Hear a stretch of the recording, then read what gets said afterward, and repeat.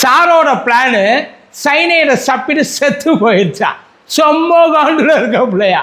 ஏன்டா நான் ஒரு முதலமைச்சர், என்னால் ஆஃப்டர் ஆல் ஒரு எம்எல்ஏவை தூக்கி உள்ளே வைக்க முடியலை, அப்புறம் நான் என்னடா பெரிய முதலமைச்சர். ஆமாம், உண்மையிலேயே எனக்கு அந்த பவர் இருக்கா, இல்லை இருக்கிற மாதிரி நீங்கள்லாம் எனக்கு கிளப்பி விட்டுருக்கீங்களா? நிஜமா சார். அவர் நாளைக்கு கரூருக்கு போகிறார். அவருக்கு இந்த டவுட்டு வந்ததெல்லாம் ஒன்றும் தப்பெல்லாம் கிடையாது. அவர் கரூருக்கு போகிறப்ப சின்னதாக ஒரு விஷயம் ஆசைப்பட்டிருப்பார். என்னன்ட்டு, நான் போகிறப்ப அங்கே நான் காலை வைக்கிறப்ப அந்த ஆள் அங்கே இருக்கக்கூடாது.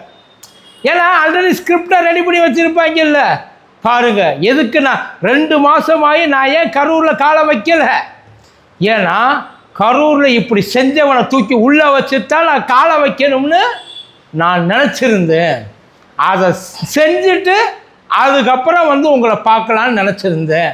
இல்லைப்பா, இந்த மாதிரிலாம் எழுதி வச்சுருந்துருப்பாங்கல்ல.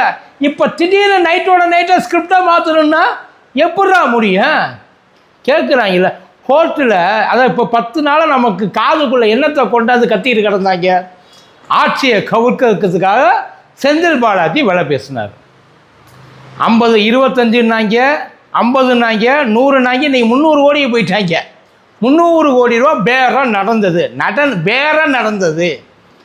அதை கைக்கு மாற்றலை, கண்ணில் காட்டலை, பேரம் நடந்தது. இந்த சொல்வார்ல வடிவேலன், ஆடு களவாண்டதாக கனவு கண்ட அந்த கதை தான் இங்கேயும். கோர்ட்டில் போயிட்டு இதே வார்த்தையை போட்டு கோடிட்டு காமிச்சிருக்கிறாங்க. கோர்ட்டு கூப்பிட்டு வச்சு குத்தி இருக்கு. இங்கே வா, சபாநாயகரை நம்பிக்கையில் தீர்மானம் தான் அவங்க கொண்டு வர்றதா கேஸு. இதில் ஆட்சியை கவுக்கிறதுக்கு எங்கடா வந்துச்சு? இல்லைப்பா கேட்பாவில்ல, நமக்கு அறிவு இல்லை, நம்ம ஒரு சாதாரணமான மனுஷன். ஆனால் கோர்ட்டு அங்கே போயிட்டு இங்கே பேசுகிற மாதிரியே பேச முடியுமா? ப்ரெஸ் மீட்டில் பேசுகிற மாதிரியே பேச முடியுமா? அவங்க கேள்வி கேட்பாங்கல்ல, அந்த கேள்விக்கு பதில் சொல்லணும், நோ கமெண்ட்ஸ், அடுத்த கேள்வி கேளுங்கன்னு சொல்லி கடந்து போக முடியுமா? என்ன முடியாது. இல்லை, அங்கே கேட்டதுக்கு ஆமாங்கய்யா தப்பு தாங்க ஒத்துக்கிட்டாங்களா? அந்த வார்த்தையை நீக்கிட்டு தான் அந்த இது கண்டிஷனல் பெயில் போட்டிருக்காங்க. கண்டிஷனல் எல்லாருக்குமே கண்டிஷனல் பெயில். அதாவது யாருக்கும் தூக்கி உள்ளே வைக்கணும், ஒருத்தரையாவது தூக்கி உள்ளே வைக்கணுன்ற ஆசை அவருக்கு இருக்கும்ல. அனிதா ராதாகிருஷ்ணன் போன வேத்துக்கு திருப்பி அனுப்பிச்சிட்டாங்க. செந்தில் பாலாஜி அவரையும் தூக்கி உள்ளேலாம் வைக்க முடியாதுப்பா. உங்கள் ஆசையை நிறைவேற்றத்துக்கெல்லாம் இங்கே டெல்லியில் சொன்னாங்களே, நியாயமாக அந்த வார்த்தையை இங்கே சொல்லியிருக்கணும். அரசியல் சண்டையெல்லாம் வெளியில் வச்சுக்க, கோர்ட்டை மிஸ்யூஸ் பண்ணியென்னா உன்னை தொலைச்சிடுவேன் வக்கீல சொல்லியிருக்கணும். இதெல்லாம் சட்டமன்றம் நினச்சியா? நீதிமன்றப்பா. இஷ்டத்துக்கெல்லாம் இங்கே உட்காந்து ஆட முடியாது. நானும் உங்கள் கட்சி எம்எல்ஏவா கேட்பா? இல்லை, அங்கே கேட்டிருக்காங்க. இதில் நம்ம அண்ணன் இளையராஜா என்னை விலை பேசுனாங்க. நீங்கள் இதுக்கு முன்னாடி எந்த கட்சியில் இருந்தீங்க? யார் உங்களை விலை பேசுனா? உங்களுக்கு முன்னாடி இன்னொரு கேண்டிடேட்டு உட்கார்ந்துருந்தாராம சீட்டை பிடிச்சிக்கிட்டு. நீங்கள் அவரை பிடிச்சி தள்ளி விட்டு தான் அந்த சீட்டுக்கு நீங்கள் வந்தீங்களாமே. அவரால் உங்கள் அளவுக்கு ஈடு கொடுத்து இறக்க முடியாது காசை அப்படின்றதுனால உங்களை தூக்கி உள்ளே உட்கார வச்சாங்களாமே. அப்படியா? இந்த லட்சணத்தில் உங்களை அவங்க விலை பேசுனாங்க. நீங்கள் நீங்கள் நன்றியுள்ள ஆள் இல்லை சார், இதை நான் கேட்கல, அவங்க கேட்குறாங்க.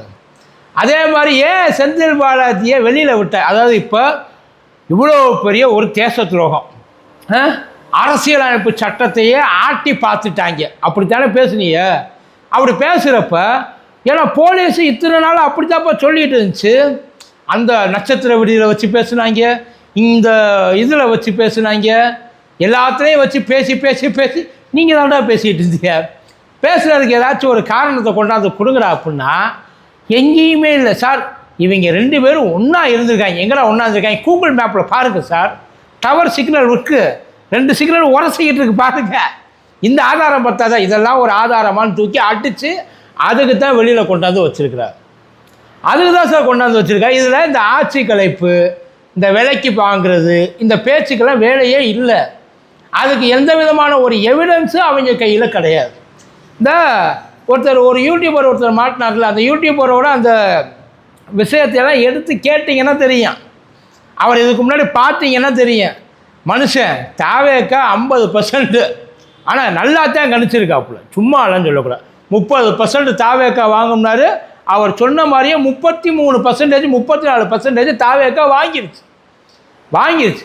அவர் அப்பையிலேருந்து இப்போ வரைக்கும் அவர் வரக்கூடாது, வராது அப்படின்னு அடித்து சொன்ன ஒன்றே ஒன்று திமுக, அது வரக்கூடாதுன்னு சொல்லிட்டாப்புல. அப்பேற்பட்ட ஆள் தான் திமுகவுக்கு ஆதரவாக இவர் வந்து பேசுகிறார். நல்லா கேட்டுக்கங்க, இளையராஜா அன்னை கம்ப்ளைண்ட்டு எப்போ திடீர்னு எந்திரிச்சு வந்துச்சு என்னை பேசுனாங்கன்ட்டு? அதுக்கு அன்னைக்கு நைட்டு இவரை தூக்கியிருக்காங்க, இந்த யூடியூபரை தூக்கியிருக்காங்க சார். இந்த யூடியூபரை தூக்கினப்ப அவங்க வீட்டுக்காரம்மா ஓடி வந்து எங்கள் இவரை காணும், என் புருஷனை காணும், போலீஸுன்னு வந்து கூட்டிகிட்டு போனாங்க. எங்கே கொண்டு போய் வச்சுருக்காங்கன்னே தெரியலை. இதுக்கா அங்கே போய் கம்ப்ளைண்ட் கொடுத்துருக்கா, கேட்டு பாருங்க. அதுக்கப்புறம் தான் வெளியில் இதெல்லாம் வந்திருக்கு. கூப்பிட்டு போயிட்டு என்ன விசாரிச்சு? ஒன்றும் இல்லை சார், அந்த கேஸில் ஒரு 2 பேர் சாட்சியமாக உள்ள இப்போ கஸ்டடி எடுத்திருக்காங்க. கார்த்திக் அண்ட் ரமேஷ்னு நினைக்கிறேன். அந்த கார்த்திக் அண்ட் ரமேஷை ஏற்கனவே இப்போ என்ன சொல்லியிருக்காங்க, அவங்க சொன்ன வாக்குமூலம், போலீஸு எங்களை கட்டாயப்படுத்துது, எங்களை மிரட்டி ஒத்துக்க வைக்கிறாங்க, செந்தில் பாலாஜி தான் செய்ய சொன்னார், கையில் அவர் தான் காசு கொடுக்க சொன்னார், நாங்கள் அந்த காசை கண்ணார பார்த்தோம் அப்படின்னு வாக்குமூலம் கூறா அப்படின்னு வந்து எங்களை கேட்குறாங்க சார். நாங்கள் என்ன சார் பண்ணுறது? இப்படி ஓப்பனாக சொன்ன ஒரு ஆளைத்தான் இன்னைக்கு போலீஸு கஸ்டடியில் எடுத்துருக்கு. இப்போ அவங்க என்ன சொல்லுவாங்க தெரியாதா நமக்கு? குழந்தைகிட்ட கேட்டால் கூட சொல்லிடு சார். ஆனால் அதை கஸ்டடியில் எடுக்கிறதுக்கு எங்களுக்கு முகாந்திரம் இருக்குது. அதை எடுத்துட்டாங்க, எல்லாம் பண்ணுறாங்க. இன்றைக்கி இப்போ நாளைக்கு ஐயா போகிறார். ஆனால் நாளைக்கு ஐயா முழு மனசோடு அங்கே போகலை. அவருக்கு உள்ளுக்குள்ளே வருத்தம். எல்லாரும் வெளியிலேயே இருக்கிறாங்களே, என்னால் எப்படி நிம்மதியாக போயிட்டு அவங்களுக்குள்ள ஒரு ஃபுல் பர்ஃபார்மன்ஸை பண்ண முடியும்? வருதில்ல, ஏன் கொடுக்கல? சார் நியூஸில் தான் சார் ஸ்ப்ரெட் பண்ணி விட்டாங்க எல்லாத்தையும்.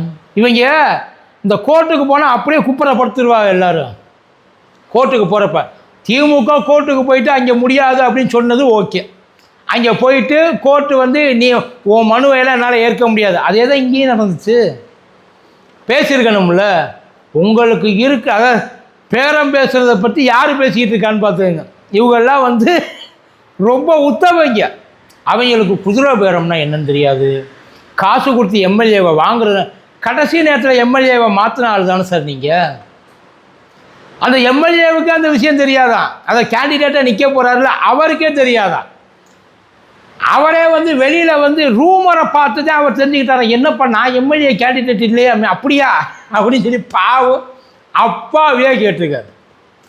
இதில் ஏழை தாயின் மகன், எளிய மகன், சாமானியர்கள் இவங்கெல்லாம் வந்து ஒன்று அடித்தட்டு மக்கள் சொல்லியிருக்காங்கல்ல. எல்லா இடத்துலேருந்து எங்கே நல்லா பசை வெயிட்டாக இருக்கோ அந்த இடத்துல உட்காந்து ஆளை பார்த்து தான் செலக்ட் பண்ணியிருக்காங்க. முடியுமா முடியாதா அப்படின்றத பார்த்து தான் செலக்ட் பண்ணியிருக்காங்க. இப்போ கரூருக்கு அண்ணன் உள்ளுக்குள்ளே போகிறார். கரூருக்கு அண்ணன் உள்ளுக்குள்ளே போகிறாரு. உள்ளுக்குள்ளே போகிறதுக்கு ஏகப்பட்ட அங்கே செந்தில் பாலாஜி அண்ணன் நிற்பார். அதை இப்போ முன்ஜாமீன் கொடுத்துட்டாங்க, கையெழுத்து போட்டு கொண்டு வரணும், எல்லா இலவையும் செய்யணும். ஆனால் செய்கிறதுக்கு முன்னாடி அந்த ஒரு குறை ஒன்று இருக்கும் பார்த்தீங்களா, கடைசி வரைக்கும் அந்த குறை உள்ளுக்குள்ளே உட்காந்து அரைச்சிக்கிட்டே இருக்கேன் ஐயாவை. எந்த ஐயாவை? ஆறுதல் சொல்ல போகிறாருல, 1 வருஷம் கழிச்சு, 1 வருஷம் கழிச்சு ஃபீல் பண்ணி ஆறுதல் சொல்ல போகிறார். இது போகிறதுக்கு எல்லாத்தையும் நம்ம உட்காந்து அதை சட்டமும் வேடிக்கை பார்க்குது, நீதிமன்றமும் வேடிக்கை பார்க்குது, யாரும் எதுவும் பண்ண முடியலை. ஆனால் குறைஞ்சபட்சம் எனக்கு ஒரே ஒரு இதுதான், அதாவது ஐயா ஆதவர்ஜுனா ஒரு விஷயத்த அப்படியே சொன்னாப்புல. என்ன சொன்னாப்புல? இவங்க போலீஸு கொன்னுடுச்சு, அதைத்தானே சொன்னாப்புல. போலீஸு கொன்னுடுச்சு. அது யார் சொல்லி கொண்டுச்சு? அதாவது காவல் படையை கூலிப்படையாக மாற்றிட்டாப்புல அவர். திமுக சொன்னதுனால கொண்டுட்டாங்க. இன்றைக்கி யார் கையில் இருக்குது? குறைஞ்சபட்சம் ஒரு சின்ன எதிர்ப்பு. ஏன்னா அவர் சொன்னது கடைநிலை ஊழியரை கிடையாது, கடைநிலை காவலரை கிடையாது, உயர் அதிகாரிகளை சொல்லியிருக்கிறார். அந்த உயர் அதிகாரிகள் அன்னைக்கு ஐஜியாக இருந்தவங்க, கமிஷனராக இருந்தவங்க, டிஐஜியாக இருந்தவங்க, சட்டம் ஒழுங்கு ஆணையராக இருந்தவங்க, இவங்கெல்லாம் இருந்திருக்கிறாங்கல்ல. இவங்கள்ட்டேருந்து எங்கேயாச்சும் ஒரு சின்ன எதிர்ப்பு வரும். எப்படிப்பா நீ சொல்ல போச்சு அப்படின்னு சொல்லுவாங்கன்னு குறைஞ்சபட்சம் ஒரு கேள்வியாச்சும் கேட்பாங்க இல்லையா? இந்த வழக்கை நடத்திக்கிட்டு இருக்க அந்த சிபிஐ விசாரணையாக இருக்கட்டும், இல்லை இந்த வழக்கை நடத்திக்கிட்டு இருக்க அந்த கண்காணிக்கிற ஐயா அஜய் ரஸ்தோகியாக இருக்கட்டும், இவங்கெல்லாம் ஏதாச்சும் கேட்பாங்கன்னு எல்லாருமே வாயை மூடிட்டு வேடிக்கை பார்த்துட்டு இருக்கா. ஒருவேளை அஜய் ரஸ்தோகி ஐயா இந்த வழக்கை விட்டு விலகிட்டாரோ, என்கிட்ட இனிமேல் யாரும் ரிப்போர்ட் பண்ணாதீங்க சொல்லிட்டாரோ தெரியலை. முடிஞ்ச வரைக்கும் இவங்கள எவ்வளவோ முக்கி பார்த்தாங்க, தூக்கி உள்ளே வைக்க முடியலை, தொங்க போட்டுக்கிட்டு இப்போ போகிறாங்க. பார்ப்போம் இன்னும் நிறைய என்ன பார்க்க வேண்டியதெல்லாம் நிறையா இருக்குது. என்னென்ன பண்ணுறாங்க